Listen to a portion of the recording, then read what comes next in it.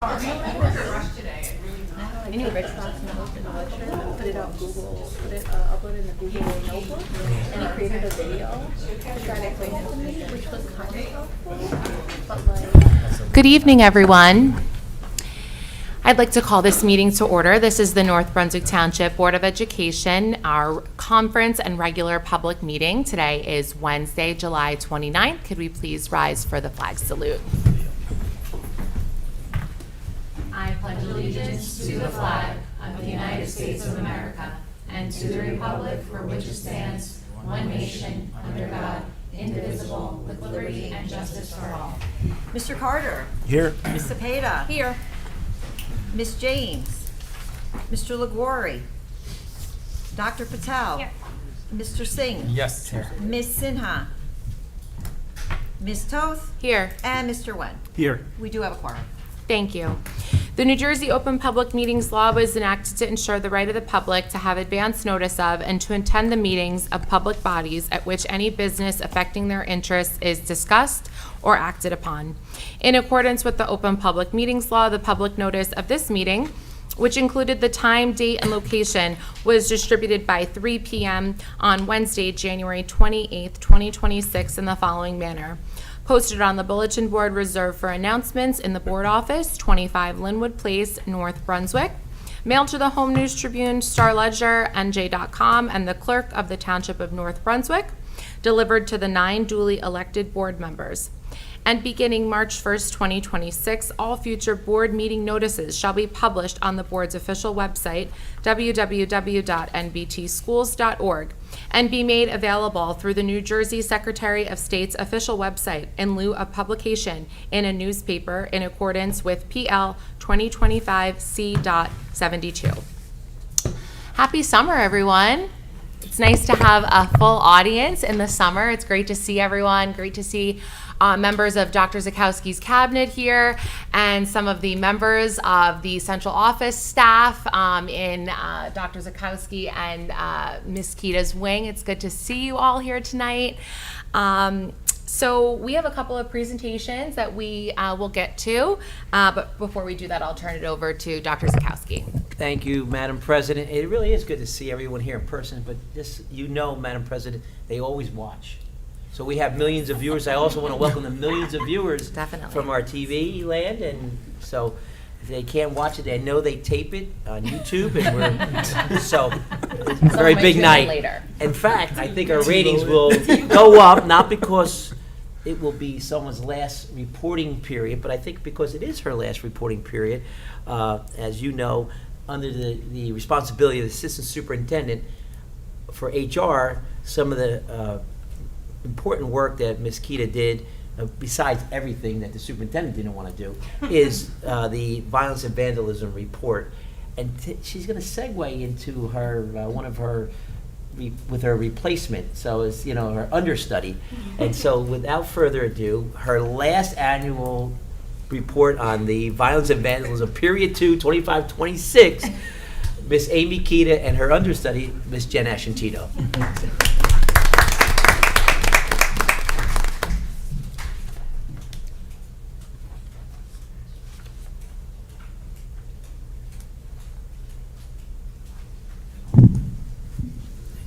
Good evening, everyone. Thank you very much. I did tell Mrs. Asciantino, who is our new Director of Future Ready Programs, Technology, and School Safety, that she's free to change this next year. I used the emoji lady because it kind of looked like me, but feel free to change that up. So we are here tonight to present by state law, which appears on pages 27 through 29 of tonight's board agenda for reporting period 2, the annual violence and vandalism presentation. So we will go to the next slide. I can click. Yeah. Okay. So this is the table that appears for anyone who is not familiar with this. We do have to report. Reporting period 1 by state law is actually July 1st through December 31st, even though we are not technically in full school in July and August. We do report, that's the reporting period 1 by the state, and reporting period 2 is January through the end of June. We are required to compare it to the previous year, And you will see a couple things that we in North Brunswick take our presentation a little step further to provide context just to the numbers, because the numbers by themselves, do need, some explanation.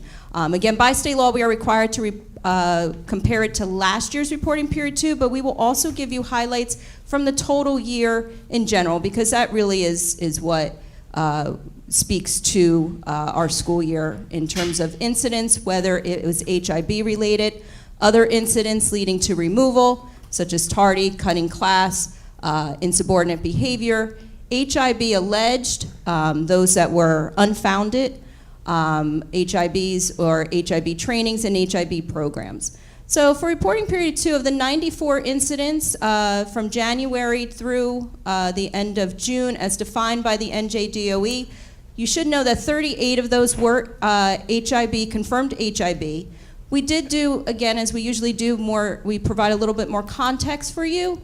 And primarily, the majority of those were teasing in nature, mostly from the elementary level. Less than 10, though, of that total number involved social media. And actually, we're pleased to say that there were no repeat offenders in reporting period 2 or from reporting period 1 either. So for the total school year, we did not have any repeat confirmed offenders. We, of course, would love these numbers to be 0, but, we are pleased with progress that we are making in our schools. 18 submitted HIB claims, as I mentioned, that's what that number is, were unfounded or what the state calls alleged.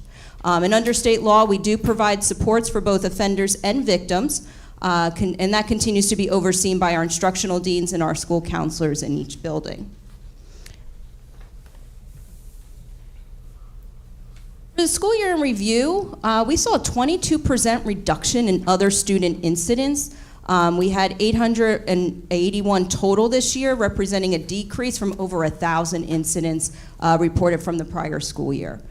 We also saw an 18% reduction in the primary student incidents, again representing a decrease. We still were a little bit over 1,000, but as you can see, we did see a couple hundred incidents decrease from the prior school year.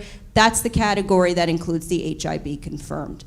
And again, in terms of our HIB cases this year, we did have 2 schools that had no HIB cases at all, whether it was alleged or unfounded, and that was LP and the ECC.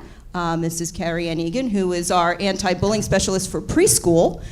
Yes, we are required by law to have one for preschool, so great job there.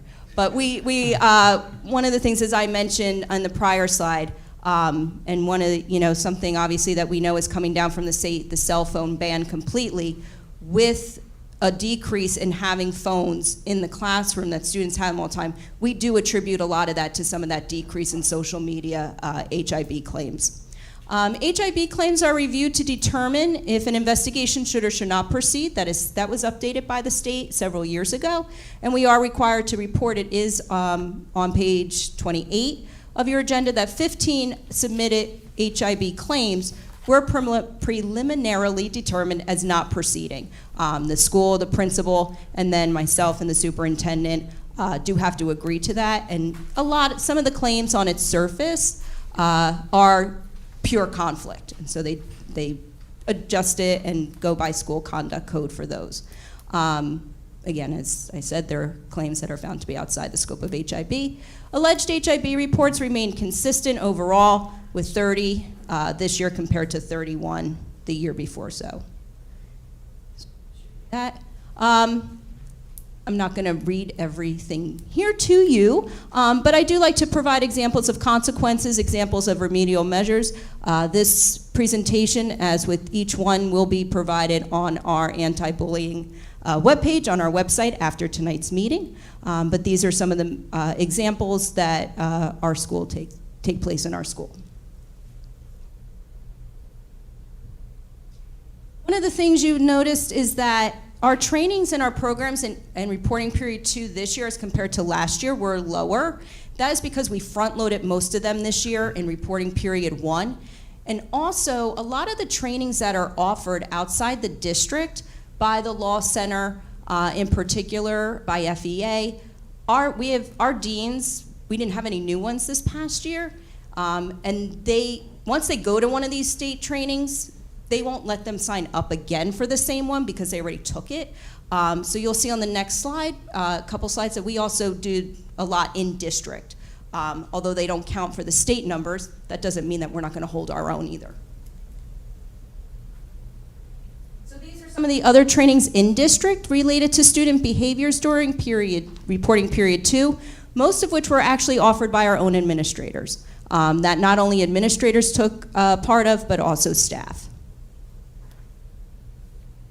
Same thing, these were ones that were out of district, supported by the board, thank you very much, that primarily our deans and counselors attended.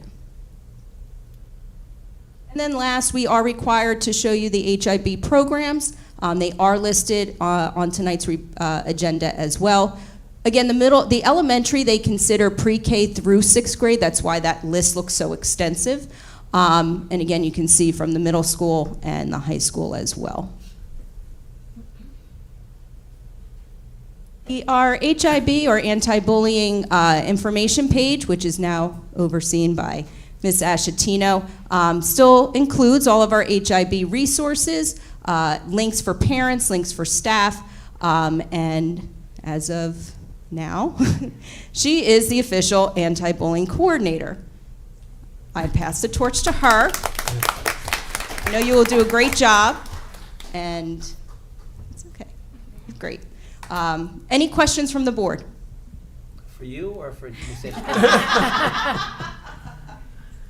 I will say Jen sat right alongside me when I put this together. We went over it. She asked questions. We looked at how things are coordinated between my office, the deans, and the school. So I know you'll do a great job when you have to report out next February for reporting period 1.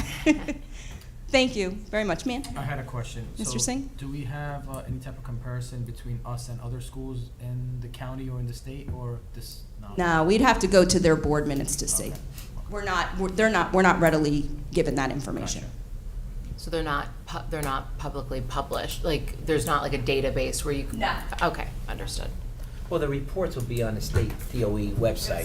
Sure. But you would have to grab. Yes, and they don't give you what they call their report card till the next year. Yeah. Gotcha. So Okay. you will not see 25, 26 probably on our website till late December. Okay. Much like the state scores that we get. So they're always a little behind the times, but they will be there. Great. I'd like to take the opportunity to thank you for doing this presentation, and also for all of the care and the time that you took in transitioning me into this role.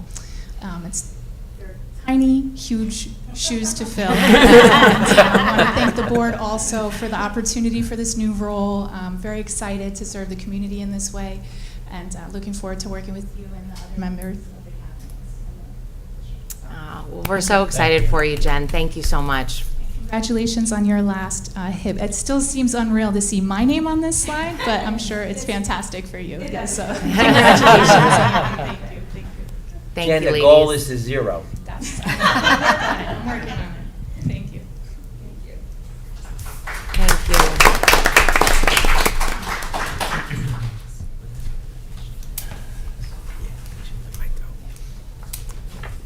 Madam President, we're also graced with the presence of Mr. Neller from the high school, and I believe, are you going to share with him today, Ms. Chang? I'm morally supporting him. Morally? He says he's good to go. Okay, all right. I don't know if Mr. Neller needs any introduction, our principal from the high school. Yes. But we do have millions of viewers. Absolutely. Good evening, and thank you for asking me to come tonight to speak about our graduation rate and our AP test scores. Last summer, I had the opportunity to present this, and I think you'll be equally as impressed, if not more, with what I'm going to share tonight. Usually this data starts to come out once the school year ends. I received the AP test scores, and usually in the middle of July. The graduation rate I am estimating, I think I'm accurate. Last year I was a couple percentage points off. But that rate doesn't actually come out until September 1st, because we have until August 31st to submit any summer grads. We don't have any members of the class of 2026 currently working towards a diploma. Every eligible senior has already completed their diploma requirements. So as I shared last year, in 2011, the state of New Jersey adjusted the way they determined the graduation rate. So they use a 4-year and a 5-year cohort.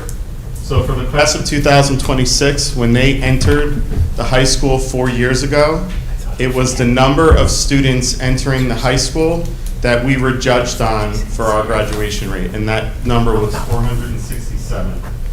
Once they enter the high school, they become our responsibility, and some students transfer. Unfortunately, some students make the decision not to continue schooling. We have a cohort of students every year, special education students that go on to our, they don't officially graduate from the high school because they go into our 18 to 21-year-old program, which by state law, we are allowed to give them that extra years of schooling. But if we do that, the state then punishes us by counting them against our graduation rate. I would love to say I'm gonna get that fixed before I retire, but we'll see. It's been like that since 2011.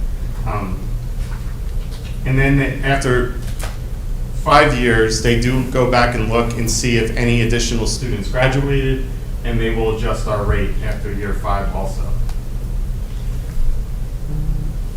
All right, so you can see going back to 2023, our graduation rate was 95%. The last 2 years, it's been around 94%. This year, my estimate is of that 467 students, we will have a 93.8% graduation rate. We have 10 students going to 18 to 21. We did have 10 students, unfortunately, that are listed as dropout, meaning they made the decision, or their family made the decision for them to pursue work or something else besides school, or they went to a program that the state doesn't necessarily recognize as a school. So there are some training programs out there that kids will go to that the state does not count them as schooling, and therefore they still count against their graduation rate, even though they're going into employment or a trade. We did have 9 unverified students this year, which means those students, for one reason or another, left our district, were supposed to enroll in another district. However, the state is saying they didn't. So we always try to track those kids down. So right now, we have 3 that we will appeal, but we can't appeal it until after August 31st.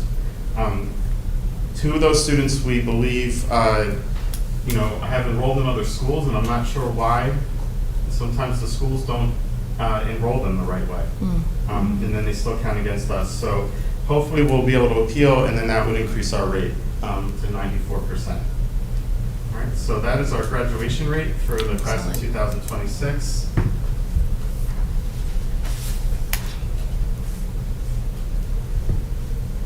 AP test scores.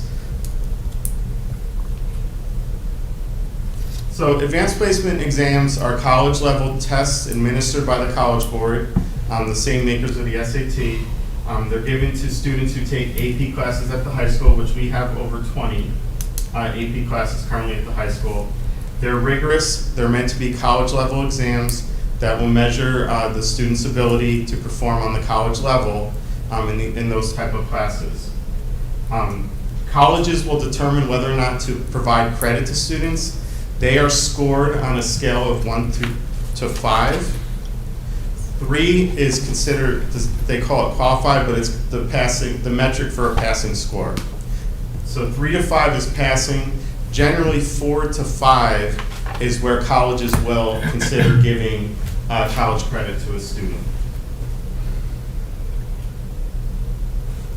So where did our students excel this school year? They excelled in AP Biology, where 100% of them scored a 3 or better. They excelled in Computer Science A and Computer Science Principles. Computer Science A, 100% of the students received a 3 or better. 87% in computer science principals. In calculus BC, 91.4% of students passed. If you take into consideration the AB subscore, which is basically the first part of the calculus BC exam, covers the material from calculus AB, so they take the first part of their exam covers those principles. 97% of the students passed that section of the exam. AP chemistry, Dr. O'Reilly got 100% passing for her students. I think I saw her. There's Doc. Congratulations, Dr. O'Reilly. I didn't look back before. I was hoping you would be. I know you always come. Our English language and composition, 90.7% of students passed. AP pre-calculus, this is only the third year we're offering that course. 100% passing. Wow. AP Physics 1 was 90, sorry, my eyes are going a little bit, 95%. And Physics C was 87.5% passing. Spanish language and culture was 91.3. And then AP US History had a 95.2% passing rate, and AP World History Modern was 87.5. So our kids really did very well on the exams this year. Last year, I stood in front of you and said we had a 78% passing rate, which is excellent. This year, 85% of our students received a 3 or better. Wow.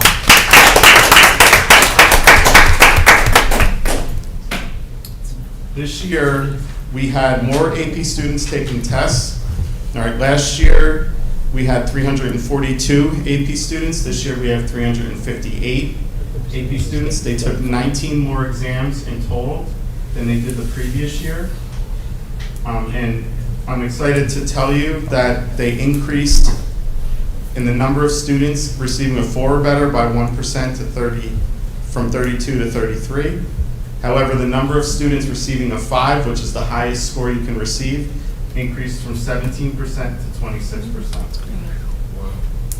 And not only did the students perform well in passing, but on the last graphic I can show you that in Dr. O'Reilly's class, for example, 100% of her students received a 4 or 5 on the exam.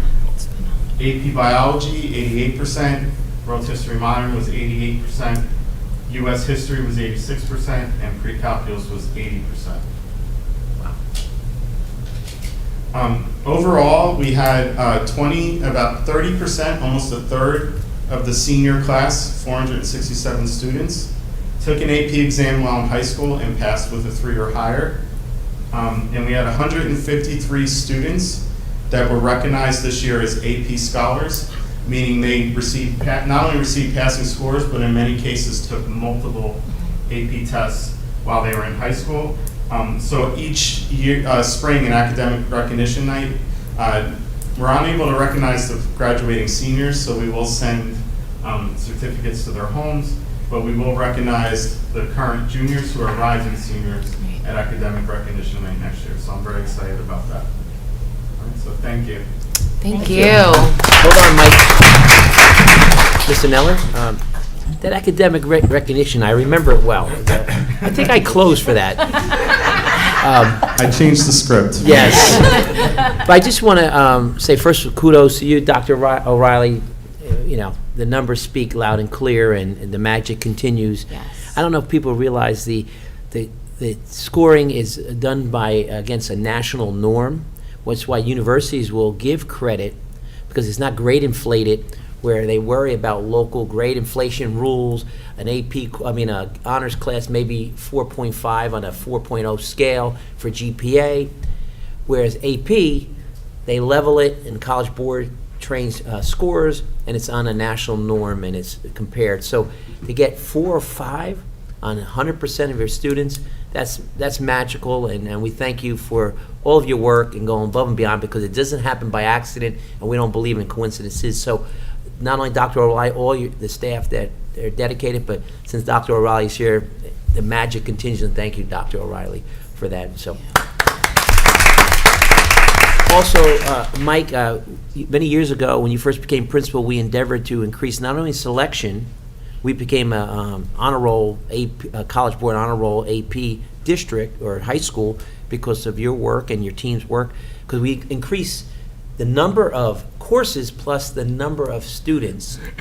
And I want to segue into and thanking this board, as we had our retreat the other night and we talked about how does the board contribute to some of these initiatives that we execute, the administrators execute, the teachers, the staff execute at the high school.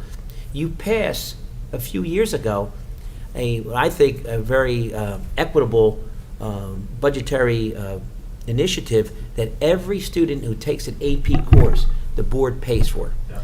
And why is that important? They're very expensive, and we found out students were not able to afford and would not take a course.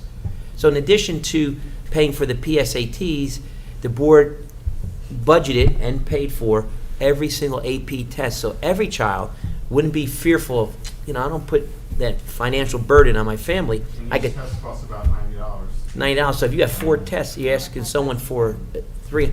So, and we will not allow, and you will lose credit, not credit, but ranking if you take a course and you don't require students to take that test, because then they don't have any way to calibrate it on this national norm.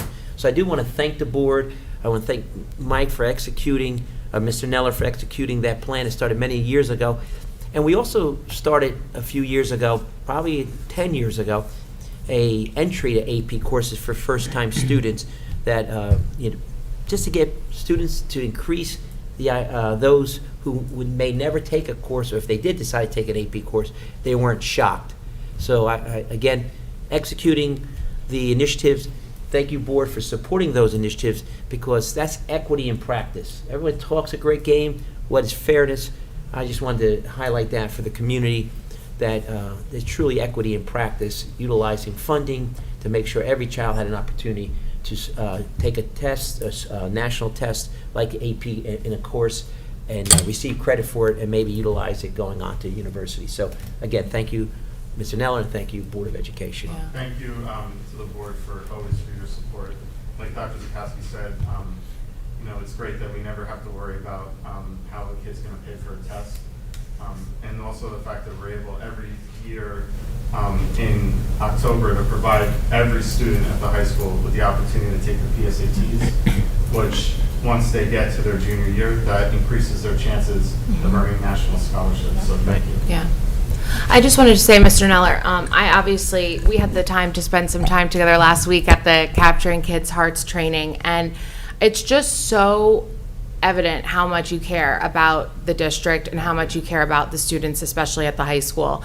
And kind of piggybacking off of what Dr. Zakowski said, at our board retreat last week, we talked about how can we get this message out there. There's so much good happening in our district, and unfortunately, you hear, people saying certain things on social media, and it's definitely unfortunate, right? But I think the thing that we really focused on most was there's so much good going on in our district. How do we get that word out there as a board? And that's something that this board is taking a very concerted effort going forward this next year. But more importantly, yes, it's great, we pay for the tests and getting, we appreciate the recognition of that with the PSATs and everything. But what's more important is these numbers. These are the numbers that we should be celebrating and getting the word out to our parents, our families, the community itself, because there's so much good happening. And again, staff members like Dr. O'Reilly should be celebrated for what they're doing on a daily basis for our kids, because not only are you getting them college ready, but you're getting them life ready, and that's what's most important. So thank you. Great. Thank you. Mr. Neller, I have a question for you.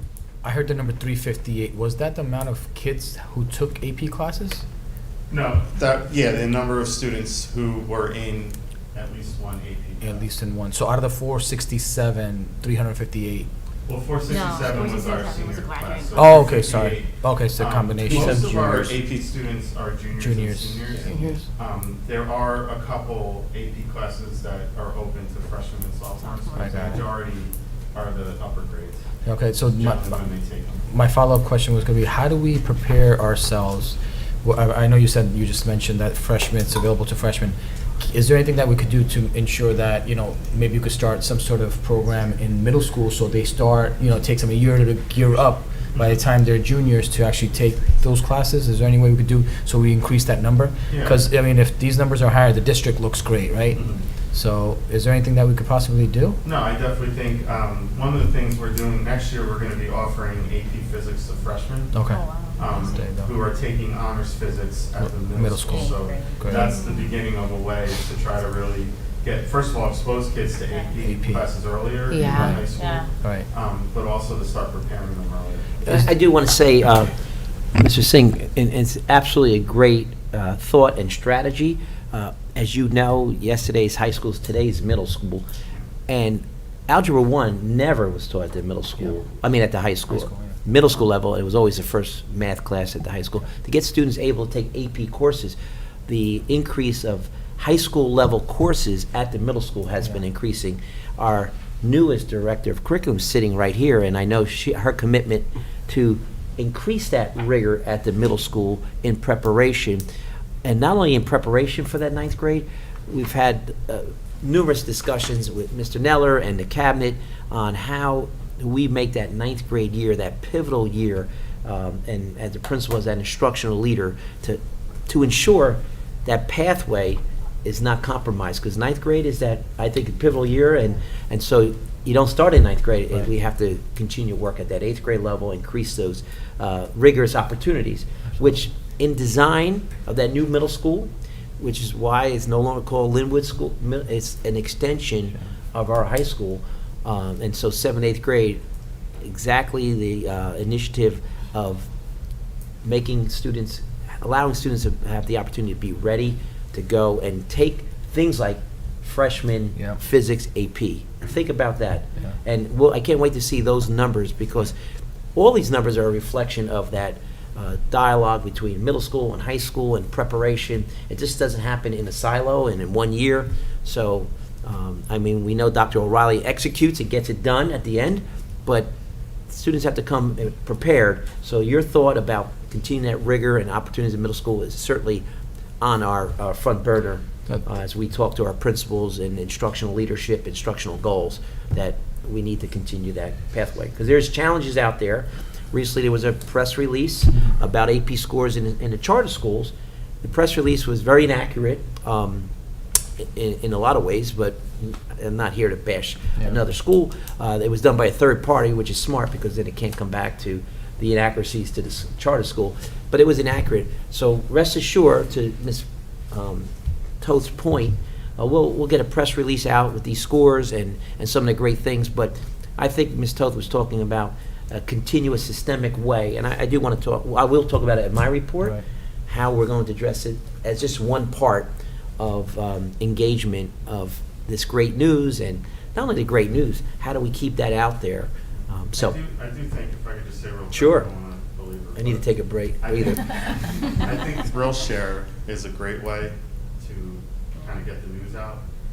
I don't know why, but I get all the Piscataways, their posts, and so once I think you have that algorithm, you can see everything, and I think it's a great way. I know we started it last year, and I hope we're going to continue it this year, but I think that's a great way of showing what's going on in the schools.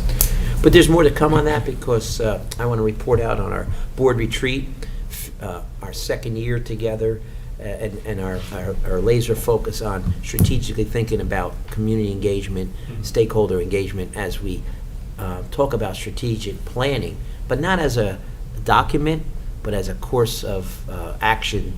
And that second year is important, because year one, as I returned as a freshman, an older freshman, it was really a look and see how things were going, what we needed to tweak, and what was our return.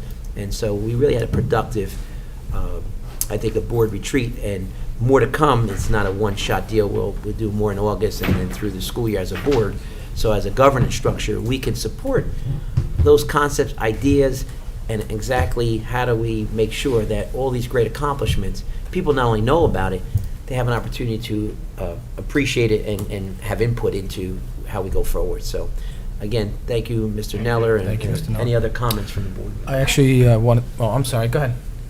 Okay. I actually wanted to say, this is not from Mr. Neller though, but our other administrators, like, the people who are handling the middle schooler, a lot of the kids that I've spoken to, a lot of them don't even know about AP courses or these higher courses, and especially their parents don't. We're a melting pot of a community, right? And people coming from all different types of walks of life, different cultures, different religions, different backgrounds. I don't know if we could set in place where come 7th grade, we could start teaching the parents, educating the parents that, hey, your child has an opportunity to accelerate, and kind of, they work amongst their own selves at home to kind of like, push the child to accelerate a little bit more. So I know there's people out there that don't even know these things exist. Some students don't even know until they get into like sophomore year. They're like, oh man, I could have done better to get into AP, but they're not. We're definitely starting to do that. Yeah. Like our science supervisor this year, for the second year in a row, we did a See Yourself in STEM Right. night, See Your Selfie in STEM night, which was a parent program where high school STEM students presented on the topics that they're learning about, and it was an opportunity. And she invites families all the way down to 6th grade. Perfect, great, To yeah. come to the high school, and we got a couple hundred people. 2 That's years in a great. row, so I think great. we're definitely starting to do some of those. Excellent. Much to Mr. Neller's maybe chagrin, we have promoted Mr. Farrell to a K-12, and one of the initiatives we asked him to do is kind of take a look at that linear way of education, not that transition, Yep. those key points, and how we can utilize those counselors in the schools to get the message out to those parents at that age, say 7th Yep. grade, 6th to 7th. Yep. Now we have a 4th to 5th, Yep. right? So, and I say much to chagrin because Mr. Farrell was 9 to 12, and he knows, as an excellent high school chair of the guidance department, he knows what it takes and how these students need, what they need. So it's an appropriate choice that he's now able to go, and he's just starting in his role, but one of his key initiatives will be to kind of unify and make sure that that journey is not only advertised, but and students know about, but the families know about what is out there. And so he's going to kind of be the glue with the, because we have counselors in our elementary at different roles. We have counselors at the intermediate, Yep. middle school, and the high school, and all have different roles. But there is a common purpose in that Venn diagram that overlaps, which is to get the message to the community, Of course. get to families of what's available Yep. and what they can do if Right. they stay in the course. So we do know you're going to lose a full-time director of guidance from 9 to 12, but I think No, you'll get more help, and we'll certainly, They'll do a great job. yeah, I think he'll do a great district-wide. I'm open to sharing. Yeah, and we thank you for I that. really do. Yes. Have a good, thank you. I Thank just want you. to Appreciate add one thing real Yes. quick. I think, as we talk about these numbers, I think it's a great way to remind our parents about, like, when we talk about the ROI of the APs and what the board has invested into these students, is that there is a real monetary advantage to our students who have scored, Yeah. 4 or 5 in those tests when they go to college. And I think that's something that people sometimes forget, but it really is such a huge, come on, look at that. Yeah. 100% for chemistry. It's awesome. I've had kids go through that as well and be able to score and skip and save a ton of money. So it's really important. Yeah. No, thank you. Thank you so much. We're also, I don't. Oh. Last year, when we initiated the dual enrollment program with TCNJ, most of the classes, the majority of the classes that that students can earn college credit for are AP classes. Wow, So we're going to continue that work this year as well. that's great. Thank you.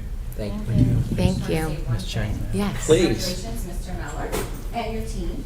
I may have done a little. Microphone, please. We got millions of viewers, so thank you. Yes. Congratulations. Introduce yourself. Oh, Mrs. Chang, Director of Curriculum and Instruction. Okay.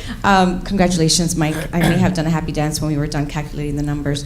But what I wanted to say to the board was that our district has been presenting graduation rates for many years due to Mrs. Kita's diligence. It has never been a requirement.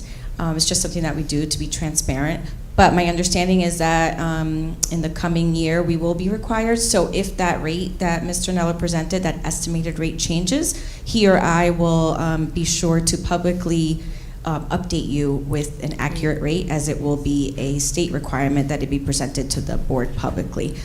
Usually they would have accepted a board committee announcement on graduation rates. So thank you, Mrs. Kita, for starting that many years ago, and now everybody's going to have to do it. And we're already ahead of the game. So I'm hoping that, like Mike said, it goes up to a 94% with his few appeals. Definitely. Thank you, Mrs. Chang. Thank you. No problem. All right. Wow, two great presentations. Yes. Madam President, I know you know this is our, I don't know, you might have heard the rumor that our assistant superintendent will be retiring. Yes, I heard that rumor. I know you wanted to say a few things before that, so, because we have some people here that, so I would recommend that you do your presentation to our assistant superintendent, and then maybe I'll ask for a motion for a 5-minute break, and we could, Sure. kind of say hi to the audience, and maybe Amy could say hi to the folks to see her last meeting. I don't know. Absolutely. So I think I'll turn it over to you. Thank you so much. Well, I wanted to take a minute for Mrs. Kita, Amy's last meeting as board president, to just say a couple of words, and then of course our board can chime in as well. But I prepared something. So there are some people whose impact can't be measured by a title or the number of years they've served. And to me, Amy, you're one of those people. When people think about your career, they'll remember the titles, the accomplishments, and the incredible 25 years you dedicated to North Brunswick. They'll remember that you once were a student in this district, and you chose to come back and serve the community that helped shape you in your high school years, and ultimately became our assistant superintendent. That kind of full circle journey is remarkable and something so many people aspire to. But that's not what I'll remember most. I'll remember the person. I remember knowing you as Miss Rumbo when I was a student in the district, and now, years later, having the privilege of serving alongside you as board president. It's crazy, really crazy to think about. Looking back, it's amazing to think about how our paths came full circle. Throughout every role you've had the way of making people feel seen, valued, and cared for.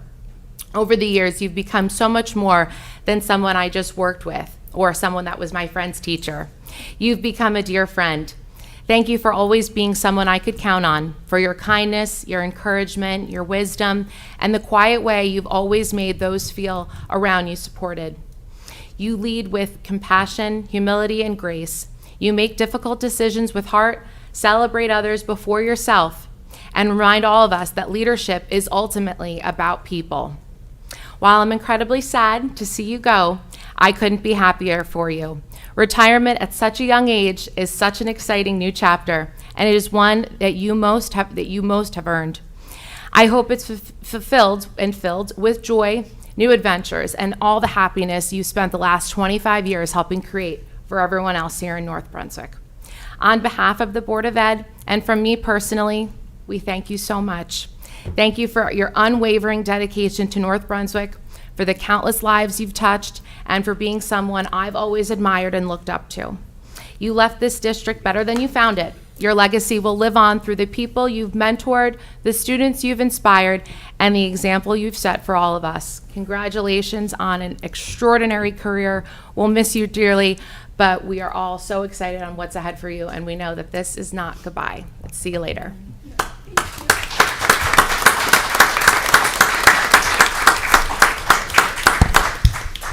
Would anyone else from the board like to say anything?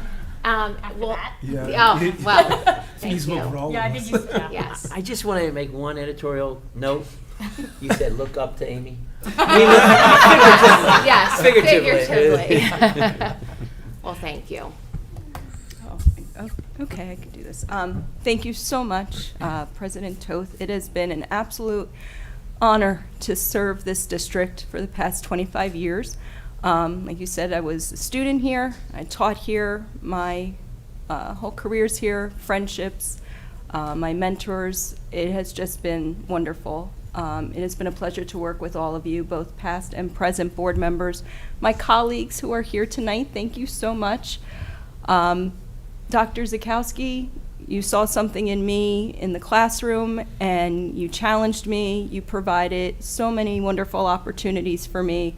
I would not be here today without your guidance and your leadership. I truly appreciate everything that we've built together over the years, and I could not be happier to go out on a great note. But I hope you all know just how much you all mean to me and how this decision was not easy. But I am just so blessed to know all of you and have worked with you so closely. And just before I cry again, thank you all so much. It has been the journey of a lifetime and one that I will take with me forever. And I promise, my parents live close by. They're probably they may be watching. I will not be far. You are all family, first and foremost, and I will treasure that always. Thank you. We love you, Amy.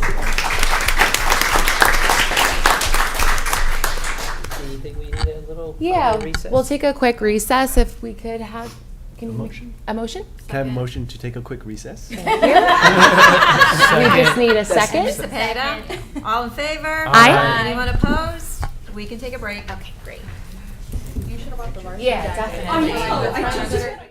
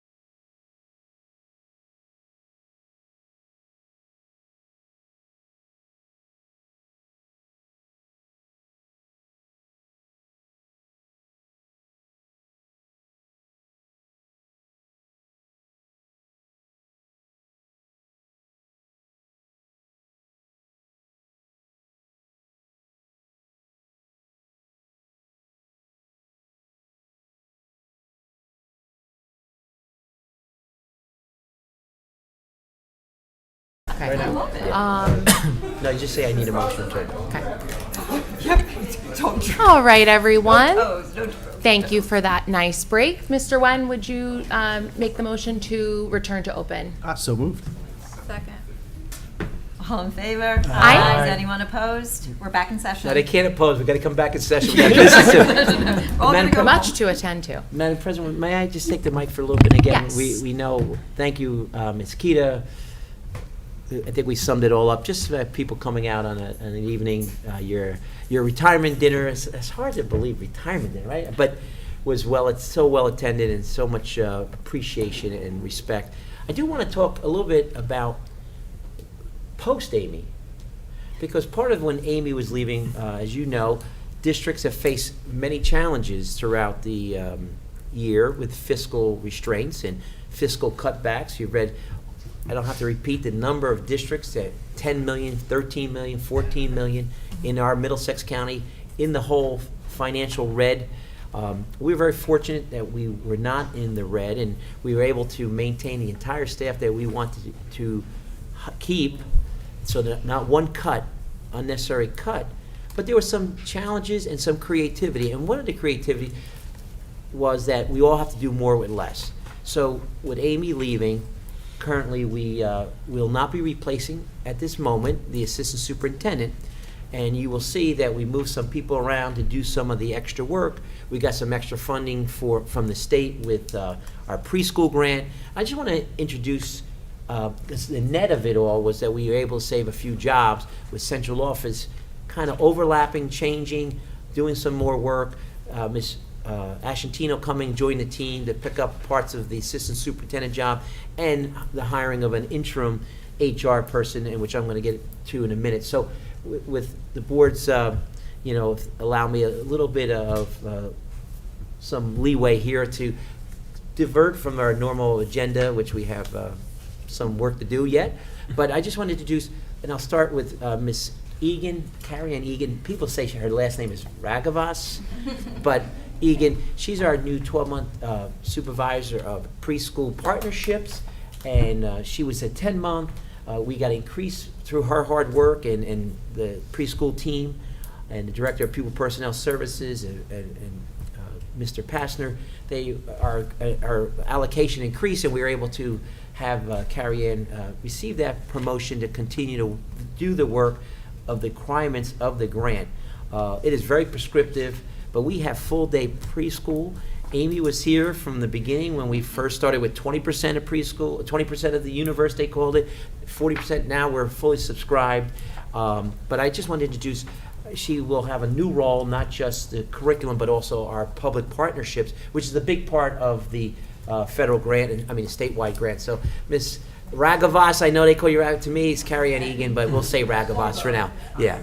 I just wanted to take a moment to thank the Board of Education, Dr. Zakowski, and even our cabinet members for supporting me in this role. I started in 2005 in preschool here in district, so that's really what I know. So don't put me in high school science. We have that covered. You see the scores? It wouldn't be that if I was there. So, but I've even been the teacher of some of our board members' kiddos. So I just wanted to thank you for your support, and I'm honored and proud to continue to serve our youngest little learners and their families and our districts. Thank you. Thank you, Carrie. Thank you. Also, someone who was here replacing, we had recently had to, a few retirements in Parsons, so that Miss Nicole Jakunska moved from Linwood as the dean to the director of elementary instruction at Parsons, so we needed a new administrative dean here at Linwood School, intermediate school. I only know her as Nicole Stewart. They told me she has a new last name too. So, is it Stewart okay? I know it's Latour, right? It's Latour? Okay, I have to say Nicole Stewart, Latour. Nicole, I know you were hired already, but it's nice of you to come out. She was on vacation last meeting when we did the promotion, so I know she wanted to say a few words. You got 45 minutes. Go ahead. So good evening.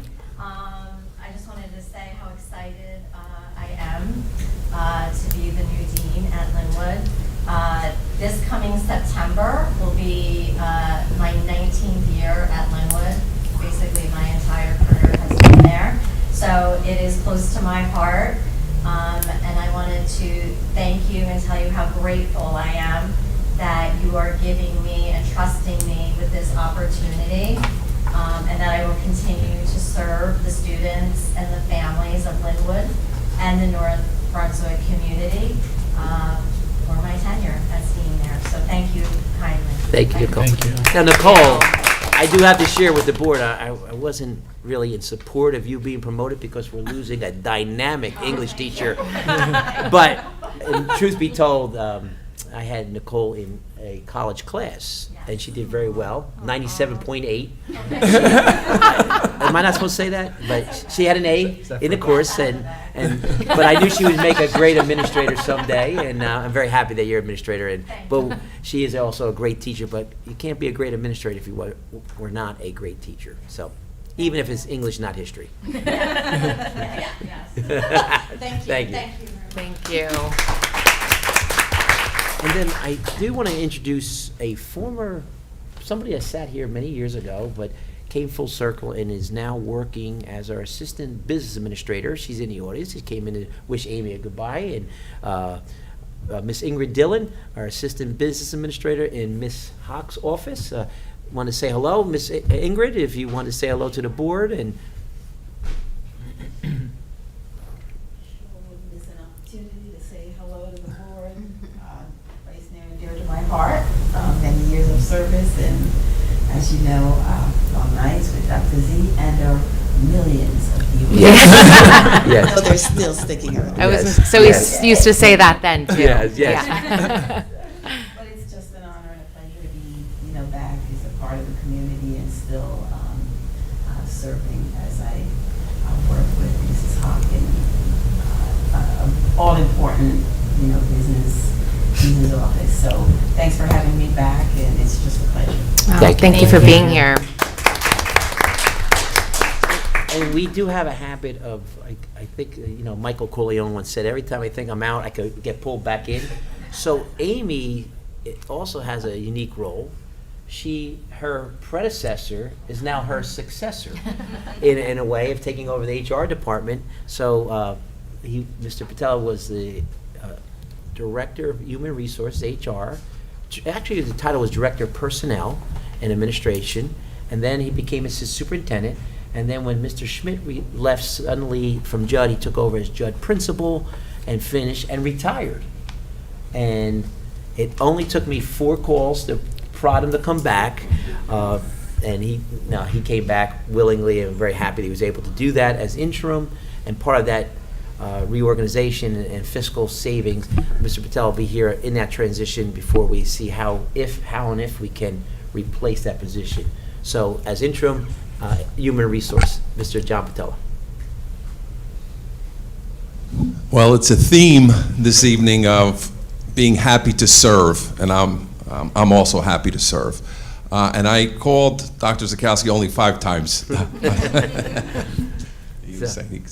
Anyway, I'm excited to be back. I saw a lot of familiar faces, a lot of kind faces, and I'm looking forward to working hard. Dr. Zakowski is very difficult to work for in a good way. He will challenge, and you will grow as That's not what I wrote with you to say. So, Board of Education, Mr. President Toth, I'm very happy to be back. I'm looking forward to working with all of you. Thank you. Us too. So, Madam President, thank you for indulging me. Board members, thank you for indulging me to kind of get off script. But with that, I'll return. Introducing some of our other guests as well. They're behind the scenes Oh, always. sure. I want to just recognize that they're here I do, tonight. yes, and I take them for granted. So Yes. thank you for reminding me, and maybe a little embarrassing me, but that's okay.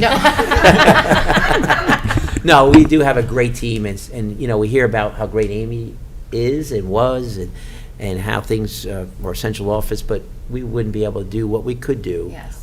And how we do it without the administrative support. So I'll just ask them to stand up, and we have Colleen. No, I'm just kidding her.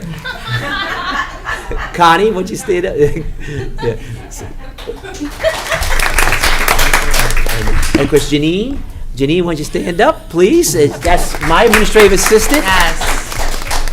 So I Colleen and Connie. I made a mistake one time, called Connie Colleen, so that's our little inside joke. So thank you, Connie. Janine is the administrator. So Connie serves as the part of the HR team with Amy. Janine is the administrative assistant to the superintendent.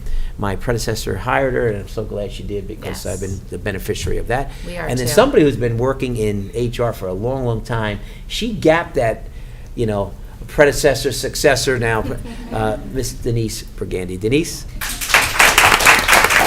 So thank you, Denise. Thank you guys Yes. for being out there and supporting Amy and Yes. all that you do behind the scenes at central office. Yes, thank you so much for being here. It's all great to have everyone here tonight, especially for Amy's last meeting.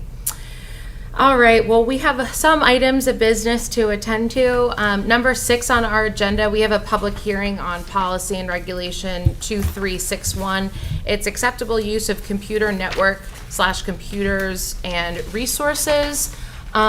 So at this time, we will have a public session. If anyone from the public would like to comment or speak specifically on this policy and regulation 2361, now is the time. We ask that you just state your name and you'll be given 3 minutes. Again, this is only on the policy. Okay, seeing and hearing none. Mr. Singh, would you take item 7, please? Sure, Madam President. I'd like to make a motion to close the public hearing on the policy and regulations 2361, acceptable use of computer network, computers, and resources. Second. All in favor? Aye. Is anyone opposed? This session is closed. Thank you. Dr. Patel, would you take item 8? Yes, Madam President. I'd like to make a motion to approve the following board minutes. Special meeting, June 17, 2026. Executive minutes, June 17, 2026. Regular public meeting, June 24th, 2026. And executive minutes, June 24th, 2026. Second. All in favor? Aye. Is anyone opposed? All the minutes are accepted. Thank you. At this time, we will jump to item 10, our reports, and we'll jump to the administrative report done by Dr. Zakowski. Yes, thank you, Madam President, and good evening to everyone again. It's the most misunderstood part of the summer for people who are not in education is that, summers are closed, summers are off, but there's a lot going on. And I want to thank the board members, our business operations, took a tour, some of his free time during the day of the work that's being done. Recently, a year ago, the referendum was passed, work is being done. Our president has been not only on site for the work, the operational work, also did many tours of the programming that's going on and taking place. And we do have programming going on. Ms. Chang has a program going on in her 8th grade in our Linwood School, and we do have extended school year, which is giving services to students, so we try to get that so there's no regression. They call it learning loss take place as students that are qualified. Going on at Judd, we visited the Early Childhood Center, I'm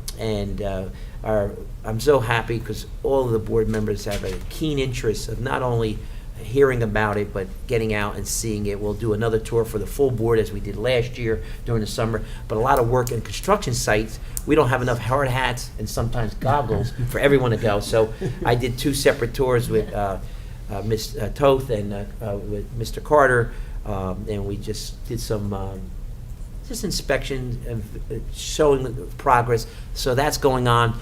Many of the hires, many of the replacements, so many things going on. So people are working very, very very hard, and there's a lot of difficulty because I do see Mr. Burgandy was here for a while ago, but the turnover.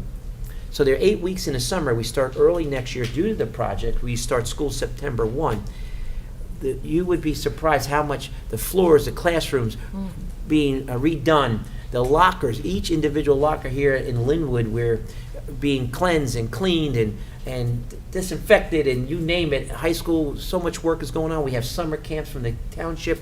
So the window is short, and the work turnover is unbelievable, and kudos. And there's never been a convocation in 25 years that I led that I don't thank the folks that do that work in the summer. And so we have a board that appreciates it by not just saying thank you, but coming out and seeing their work. And it's really board members. It really was appreciated, is appreciated, and we'll continue to set up those tours because I know how much it means to the people doing the work behind the scenes. So much is going on. One of the things we are able and we promote is North Brunswick is a great hub.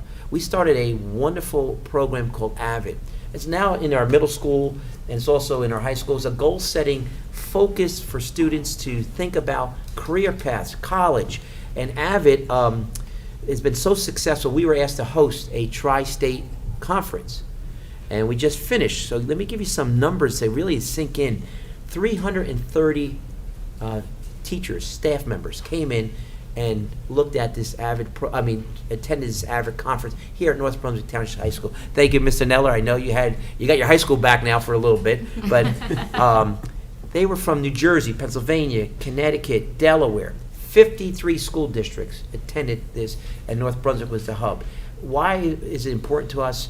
Not only to show off that our initiative, how successful we are, and they highlight us, but also we learn from other districts. That networking is so important to be able to reach out to colleagues. So hosting it, our staff is getting free PD and learning, and of course, we continue to want to get better in all that we do. So thank you again to Mr. Neller. I think Mr. Emanuel was the host of it. I believe I don't want to leave anybody out, so I do want to thank and make sure I'll tell Mr. Neller, please, on behalf of the board, to thank your team that hosted 330. I want to thank Mr. Miserol because I know the security, 330, making sure students that from the township summer program, 20 classrooms were filled every day at the high school. So we really appreciate all the work in hosting that. Our summer academies, I mentioned, we have grades 1 through 4. I think at our Summer Institute, I said the middle school 5 through 8, so it's the intermediate and middle school. They had been hard at work at this summer. Thank you, Ms. Chang, for organizing that, grant funding that. We appreciate that. We had 186 students. It doesn't cost the taxpayer any money because it's through a grant led by, started by Ms. Chang. Started by Ms. Kita, and Ms. Chang took it over, and it continues to grow. And they regularly attend with a great focus. The instruction is math, language arts, but also weaving in their social and emotional learning skills is a big part of it. So the program has been essential. Again, you heard me say summer slide or the regression, learning loss to get ready for students ready for school in September for the students. So congratulations and thank you again. A busy time. Things are going on. This year's theme is the Jersey Boardwalk, where the students have been engaged in project-based learning. They're preparing final showcase next week with the families, and I'm talking about the summer programming, the grades, right? It's the Jersey Boardwalk. I think it's pretty neat, pretty creative. So you know our president will be there, and it's always open to every board member. They know our team always welcomes the entire board. We have anything we do, we'll certainly invite Ms. Krachewski. I introduced Janine before. She makes sure that the word gets out to the board members to come. Feel free. You're part of the reason why we're able to provide these programs. So Jersey Boardwalk, that's the theme, and I think it'll be exciting to get to see their final product at the end. Our extended school year program, also I mentioned, Ms. Tothi did a tour, ECC, Judd, Linwood. Some student highlights will be displayed in the World Cup showcase. Pretty neat. Next week, our older students in the Possibility program, that's our 18 to 21. They have been busy learning how to run a business with their cafe coffee cart. The ladies at Central Office and the people in Central Office working this summer look forward to that all the time. They fight to get in line to buy that coffee. So we and I did take we did a road trip. I just want to shout out to a great colleague in Sayreville. Superintendent started from a cafe coffee cart to now they have a storefront, the Bombers Cafe. We're going to take our team over there to show what is possible and with some forward thinking. So we look forward to that trip. And also, it's a wonderful experience for 18 to 21 because I know you heard about the 4-year cohort, supporting students where they will not graduate in 4 years, but to get these life skills and ability to take some time, their time, to be ready to go out the next step. May not be in 4 years, definitely be 5, 6, even sometimes 7, up until 21 years old. So we're very proud of that, and we're very happy the board supports that. So I don't think we'll ever be at 100% graduation rate because, believe it or not, in the state's infinite wisdom, they do count the very regulation that they create, that this is a federal and state regulation, that these students have protection not to have to graduate until they're ready, actually count against the graduation rate. So it would be simple to fix that, as I think Mr. Neller alluded to that, but maybe sometime, Mike, before you retire, they'll fix it. I do want to reach out that this Tuesday coming, today's the Wednesday, so next Tuesday, August 4th, there's a National Night Out. It's a nice way the community, gets together. Just know the board supports this National Night Out in conjunction with our police department. We have a great partnership with our wonderful police department. You're going to hear later on, we're going to have a separate motion. I'm very excited. Ms. Ashentino led an opportunity to have a grant, a shared grant called the COPS grant, a community outreach grant with our police department to fund some of our programs together. We had this many years ago. Senator Rush Holt, Congressman Rush Holt, millions of dollars came to this district for our safety initiatives. So much to Ms. Ashentino's credit, you're going to see two motions later on. One being we're going to have a consultant for a few dollars, very minimal, help us facilitate a best application. Award could be up to $500,000. We have opportunity. We're working with Ms. Tangi Cobb at the Township because we're one community, and it's an opportunity to do a shared venture and joint venture. And so I want to thank Ms. Argentino and the board. We just got the application finished, ready to go, and that's why it's not on the agenda because it came in too late. So we'll have a separate motion later on. Great. But we're really excited about that, and thank you again, Ms. Argentino. You saw, if you remember Ms. Chang last year, I gave her 3 days to get the impact grant, which we won almost $200,000, and she had about 3-4 days. I think, Jen, we gave you a little bit more time, but not much. But these grants come in like last second, and so we're going to be eligible for up to $500,000 in a joint venture with the township. So we're really excited about that. More to come on that, and more celebration, because I feel confident under Jen's leadership that we'll be able to procure that grant like we did with the impact grant last year. And last, I want to mention. I mentioned a little bit the board retreat. We had a very serious retreat it was a lot of fun. We had our consultant, Dr. Salvatore, lead the retreat for the board members, because as a participant, I don't want to lead the retreat, I'm going to be part of it because this is a team. Superintendent's actually a board member, just not a voting board member. And we had phase 2. Last year was phase 1. We want to take a look at priorities, what we need to do, and now phase 2 is, gratefully I'm back, and want for another year to come back with this and work with the board. But how do we now start operationalizing those priorities? We even went through the detail of how many motions and approvals for the areas of our priority. We looked at a data set to give us an idea that there's a lot of work being done. One of the things that most people don't know what board members do, how they impact the direction of the district, the results of the district, having AP scores like Ms. O'Reilly and the other teachers have. That was a concerted effort to make sure we break down barriers and get many, many students who are capable taking those tests. So in the same regard, we want to take a look at the board retreat. And the number one next phase of our coming out of the board was how do we outreach, tell our story, connect the community. Not just a simple meeting. Yes, we're going to try to reinstitute coffees with the superintendent, and Ms. Toth has a special newsletter on behalf of the board, and Dr. Ellis helps work with, so we get the news out. But how do we engage and truly hear what the community says are the barriers, the strengths, maybe the challenges of the district?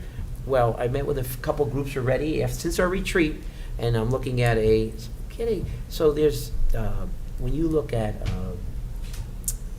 data, right, and you look at gathering data, you can certainly look at it from a standpoint of a focus group survey. I mean, you can do it on your own and just put a survey out there, but we want professional survey focus groups to kind of help us, lead us in these community engagements, parental engagements, and most importantly, also student engagement from our high school. One of the reasons why we need student engagement, they're the end user. Families are the end user, but we also want the community also to help us with that. What do they think some of the barriers are that we can improve? And if we do it ourselves in a strategic plan, sometimes it gets lost, right? So we want to take a look at that type of work, that qualitative feedback, because quantitative we could give you the numbers, but numbers don't tell the story, what's going on. When you triangulate the qualitative data through surveys and focus groups, it gives us and the board a very direct path to maybe improvement or achieving those strategic thinking and planning. So this is the next phase of it. Board members, you know you have homework because we'll be meeting again in August so it's not going to be just one retreat. Last year we had a summer retreat and a mid-year retreat to follow up. This year we're going to kind of do another one in August, and every other month we're going to start holding us, because if we measure what we're doing and we challenge each other, we'll certainly be able to be more participatory with the community and our guided wishes as a board. So I just want to thank you, because we're asking for a little more time from board members. They will get a raise. I'm going to recommend that. So anything times 0, we'll still say 0, but I still will recommend that. But thank you for your time, and I appreciate being a partners, because if we're going to truly have a strategic thinking and make a difference and support our wonderful programs at the next level, we certainly have to take a strategic approach to it and look at that qualitative feedback and be open to it, how we're going to improve and how we're going to get to what are the barriers, what are the strengths and weaknesses. So that'll conclude my long report. I know, so I hopefully the flavor is that, wow, there's a lot of things going on in summer and a lot more to go. Definitely. So thank you very much. Thank you to our promoted staff. No one's new here, but our promoted staff, welcome back. John, Ms. Dillon, welcome back. And again, thank you for everyone for being here and also honoring Amy. That concludes my report. Thank you. All right, do any of our committee chairs have any reports that they'd like to give? Any comments? No? Okay. We have a pause on committees for the summer, but we are, of course, getting constant updates, so nothing to report at this time. Mr. Carter, would you take item 11? Yes, Madam President. I'd like to make a motion to approve the administrative and committee reports. Second. All in favor? Aye. Is anyone opposed? They're accepted, the reports. Thank you. At this time, we will take a couple of minutes to review our agenda. As always, the board does receive the agenda prior to our board meeting. Any updates are in bold, but we've had ample time to review the agenda as it's been given to us. So if any board members have any questions or comments, we'll go page by page, starting on page 2 and 3.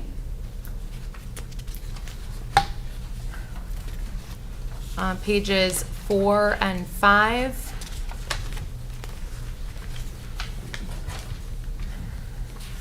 Six and 7.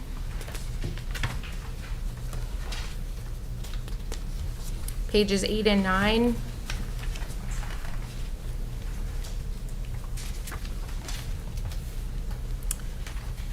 Pages 10 and 11.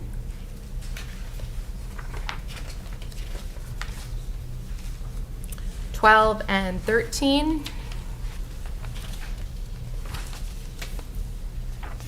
Pages 14 and 15. 16, 17. This is the time of year where we're obviously approving all of our clubs and activities going on at all of the schools, where they're listed on 16 and 17,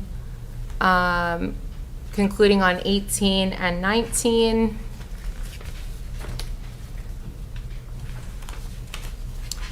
Pages 20, 21.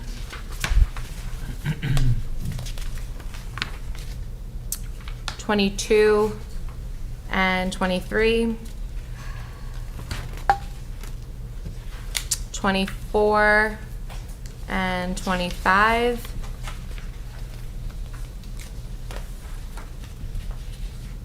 pages 26 and 27,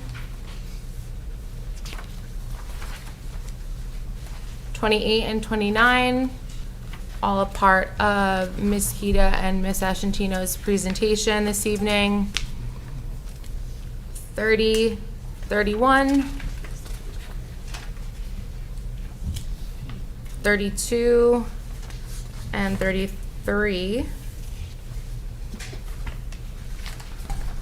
And then wrapping up on 34 and 35. With some bolded changes on there as well. I do have a question. Yes. Do we need to abstain from, As it pertains to yourself. Yeah. Yes. Yes. Ms. Hawk, you heard the question? Yes, About you do need to, because it's proving your training at workshop. Okay. As it pertains to themselves. As just to themselves. Yes. Thank you. Wait, I'm sorry, what was the question? that was curriculum and instruction What page number? to, 25. 25. Okay, thank you. Thanks. Mr. Wynn? Thank you, Mr. Wen, for that reminder. If your board members, if your name is listed on page 25 for NJSBA Workshop 2026 later this year, you'll just need to abstain as it pertains to yourself. Okay. Thank you for that, Mr. Wen. Okay, at this time, we will have a public session on agenda items only. If anyone from the public would like to come up and address the board, this is now the time to speak on agenda items only. We just ask that you state your name and you'll be given 3 minutes. We'll have a section for public comment as well. This is only agenda This item. is just agenda items only. Yep. Okay, seeing and hearing none, could I please have a motion to close the public portion of the meeting? Second. All in favor? Aye. Is anyone opposed? We can close the session. Thank you. Ms. Cepeda, would you please take item 15, consent agenda?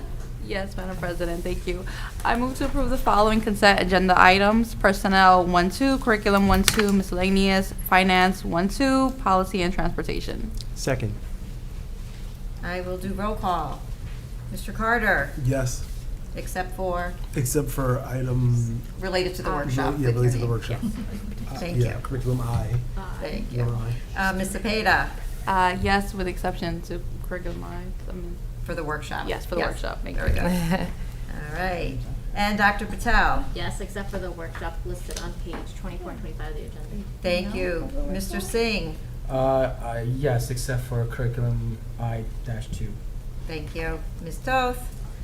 Yes, except for curriculum I, as it pertains to myself listed on page 25. And Mr. Wen. Yes, except for curriculum section 2, number I, that pertains to myself for workshop. Wonderful. All the motions and resolutions are accepted. Thank you. We're not used to abstaining very often as it pertains to ourselves, so. Clearly.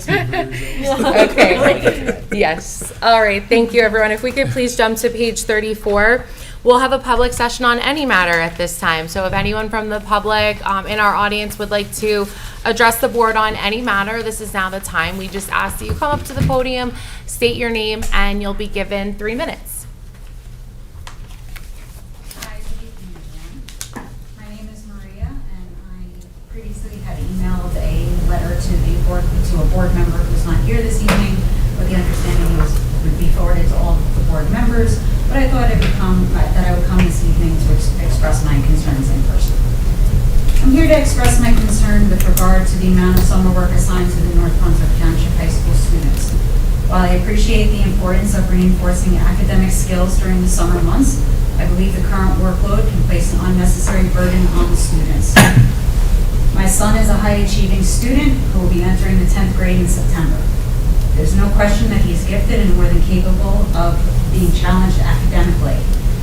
For the 2026-2027 school year, his course loads will be comprised of honors and AP courses.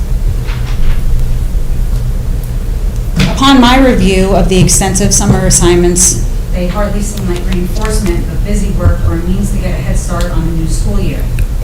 While an individual class may not seem excessive on its own, when you factor in that an honors or AP student is assigned summer work for multiple classes, the work becomes overwhelming. Throughout the school year, my son spends long evenings completing homework, studying for tests, preparing projects, and balancing demanding course loads while also participating in clubs, music, and volunteer work. Continuous academic demands without an adequate break can contribute to stress and burnout even among the highest achieving students.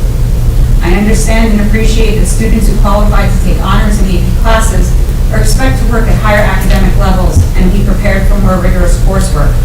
However, instead of serving as a reasonable review or introduction to the course, the assignments can feel overwhelming and consume a significant portion of a student's summer break. One of my other concerns is the timing of these assignments. One of the classes that my son received summer work for, the work was not distributed until 3 weeks after school ended on July 16th. At that point, many families had already made travel plans or students had committed to camps, jobs, or other activities. Releasing assignments 3 weeks into the summer reduces the time the student has to complete the work and creates unnecessary stress.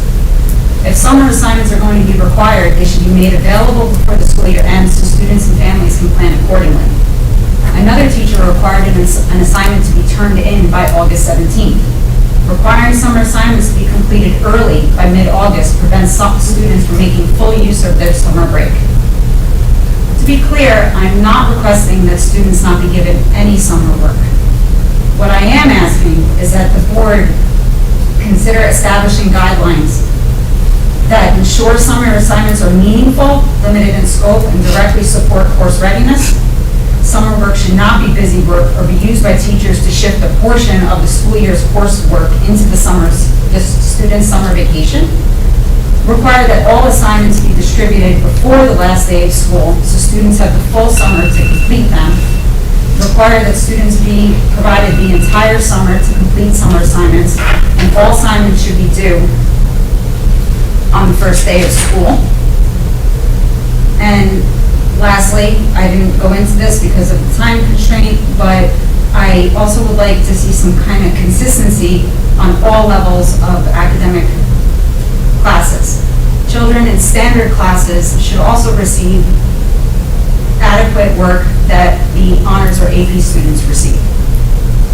Students in advanced classes should not believe that their advancement means that they're being punished for their hard work. They should not receive more summer work while a child in a standard class receives little to no work. I've confirmed this with several parents, I've spoken with them, and there seems to be a disparity in the amount of work assigned. I thank the board for listening, and I hope that there can be some improvements. Maria, is it? Yes, okay. yes. So we first thank you. I mean, not that this board is very open, and this as a policy body, this your initial step. So when you have, what's your points of resolution to any issue, and I think it's a very age-old problem. What's the point of the I call it diminishing return, and we talked about this at the board. In fact, our cabinet just talked about this, especially the disparity point that you made up, like why are just the honors and advance having maybe too much, but nothing from the, so I would really like for you to set something, an appointment up with me. We have our director of curriculum, we have our high school principal here, luckily, we didn't know that you would be here. And we do appreciate the board member that you wrote, it really wouldn't be in her position to kind of solve that issue, because we really need to get it on the ground level and really guide, because this is, I think, regulations or requirements of a high school policy, not a district-wide for the board. We would report out to the board the resolution of this issue, and I just think that your feedback, your input hits some really important points, because we don't want to add to stress to these students, but we also got to be careful, because we have made such, now on the AP honor rolls, and we're moving in that right direction, but we want to make sure we don't hit that saturation point where it's called diminishing return. For example, 3 hours a night of homework, they say you can improve your GPA with 3 hours of homework a night by 5 points. If you give 6 hours of homework a night, will they improve it by 10 points? No. You hit the saturation point and the point of diminishing return. So we don't want to hit that point. So your feedback is welcome. I mean, I'm glad you came to this board, because we do have millions of viewers, and so this piques my interest, that family members with high-achieving students, but also you're advocating for that, there are students that may not have AP courses. So we have Ms. Chang here tonight, and Dr.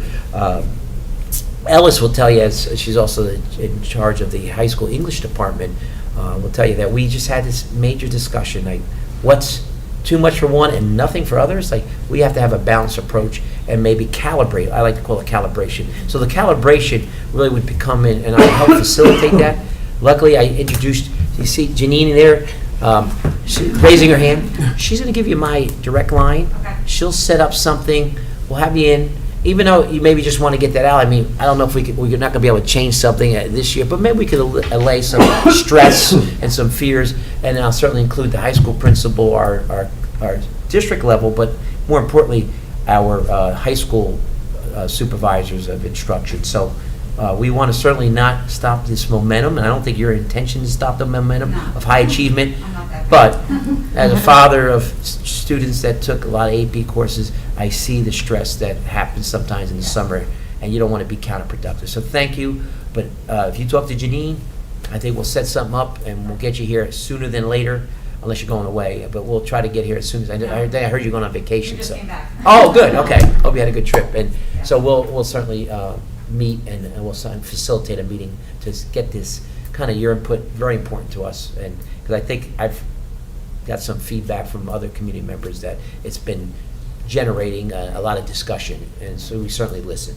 And I have a younger son, so Okay. it could benefit him at some What school point. is the He's young? going into 7th, so Okay. he'll be at middle school this year. Ah, okay, good. So it begins there, as you heard Mr. Singh say. We want to make sure that, we start off the right way, and certainly, but we also don't want to hit that saturation point and be counterproductive. So thank you. Great, Okay. thank you so much. Thank you for coming out. Thank you. Janine? Yes, Yeah. absolutely. Good evening. Thank you. Good evening, everyone. My name is Wendy Polanco, and I'm a North Brunswick resident, a graduate of the North Brunswick school system, and a parent of 3 children who attend Judd Elementary School. As a resident of the Colonial Gardens neighborhood, I want to take a few minutes this evening just to make sure you're all aware of the proposed redevelopment project at 100 Fidelity Plaza. The project includes a proposed pilot for payment in lieu of taxes agreement and will rezone the property from office research use to light industrial use, with a stated goal of constructing a 300,000 square foot warehouse. Over the past several months, many members of our community have attended Township Council meetings to express concerns about the project. While there are a number of community concerns, including potential impacts on wetlands, traffic, noise, air, light pollution, flooding, and public safety, I wanted to speak specifically about the issues that directly affect our schools and our children. First, the proposed pilot agreement will use a different tax structure, and the Board of Education would not receive the same share of tax revenue that it would under conventional property taxation. At a time when our schools continue to face growing demands, any long-term reduction in potential education funding deserves careful consideration. Second, the location of this project is quite unique. As you may know, it borders North Brunswick Township High School, is immediately adjacent to a preschool daycare facility that has been a partner of the North Brunswick Township preschool program, and it's located near many of our district schools, actually within 2 miles of 5 of them. Any increase in truck, traffic, congestion, noise, or air pollution has the potential to affect students, staff, and families who travel this route every day. As members of the Board of Education, you may not have a vote on this redevelopment proposal, but you are trusted advocates for our students and our schools. We believe it is important that you are aware of this project, understand its potential impact on our community, and consider whether your voice should be a part of this conversation. We will continue to attend upcoming Township Council meetings on August 24th and September 14th to advocate for our community, and we invite anyone interested in learning more to visit our website, stop100fidelity.org. Thank you for your time, for your service, and for your continued commitment to the children of North Brunswick. Thank you. Thank you so much. Thank you for coming out.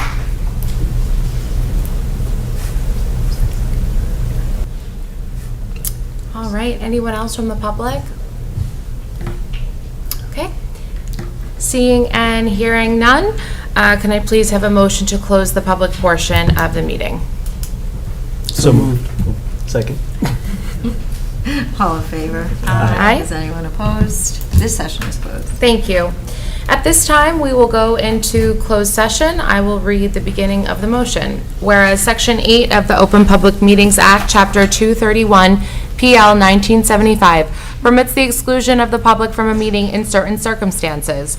And whereas this public body is of the opinion that such circumstances presented exist, now, therefore, be it resolved by the North Brunswick Township Board of Education that the public shall be excluded from discussion of and action upon the hereinafter specified subject matters. The general nature of the subject matter to be discussed is as follows. We just have one this evening, negotiation matters. It is anticipated at this time that the above stated subject matter shall be made public as such time as the need for non-disclosure no longer exists. This resolution shall take effect immediately. Dr. Patel, could you please take the actual motion? I'd like to make a motion to close the public. Second. All in favor? Aye. Is anyone opposed? We can go into closed session. Thank you.